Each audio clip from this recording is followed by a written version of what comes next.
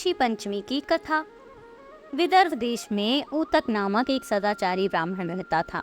उसकी पत्नी बड़ी पतिव्रता थी, जिसका नाम सुशीला था। उस ब्राह्मण के एक पुत्र तथा एक पुत्री, दो संतान थी। विवाह योग्य होने पर उसने समान कुलशील वर के साथ अपनी कन्या का विवाह कर दिया। देवयोग से कुछ दिनों बाद वह विधवा हो गई। दुखी ब्राह्मण दंपत्ति कन्या सहित गंगा तट पर कुटिया बनाकर रहने लगे। एक दिन ब्राह्मण कन्या सो रही थी कि उसका शरीर कीड़ों से भर गया। कन्या ने सारी बात माँ से कही।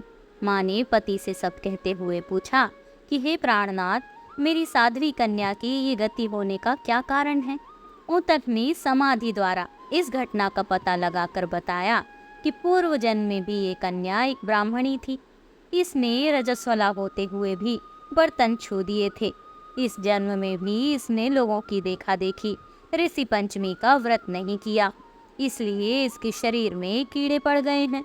धर्मशास्त्रों की मान्यता है कि रजस्वला स्त्री पहले दिन चंडालिनी, दूसरे दिन ब्रह्मघातिनी तथा तीसरे दिन धोबिन के समान अपवित्र होती है। वह चौथे दिन स्नान करके शुद्ध होती है। यदि यह शुद्ध मन से अब भी ऋषि पंचमी का व्रत करे तो इसके सारे दुख दूर हो जाएंगे और अगले जन्म में अटल सौभाग्य प्राप्त करेगी।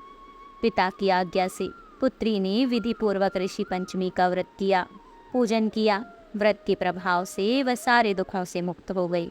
अगले जन्म में उसे अटल सौभाग्य सहित अक्षय सुख का भोग मिला। ऋषि पंचमी की दूसरी कथा।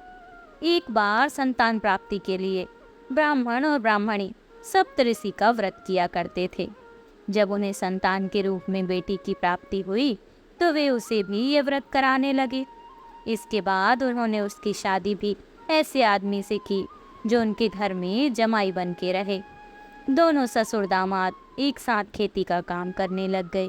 ब्राह्मण ने ब्राह्मणी से बोला कि तू मेरे लिए खीर लाया कर और जमाई के लिए राबड़ी।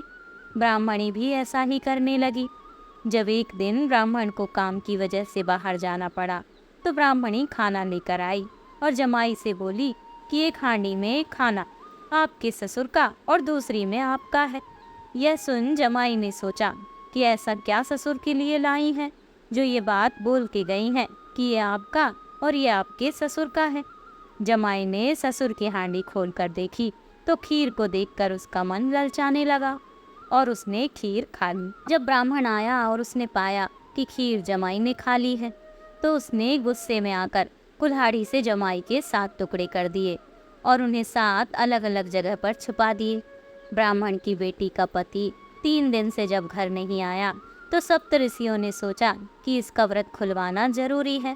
तो इसके लिए उन्होंने 7 अलग अलग जानवरों का वेश बनाया और उसके टुकड़ों को ढूंढकर उसे जीवित किया और उसे बता भी दिया कि तुम्हें अपना सास ससुर के साथ नहीं रहना है।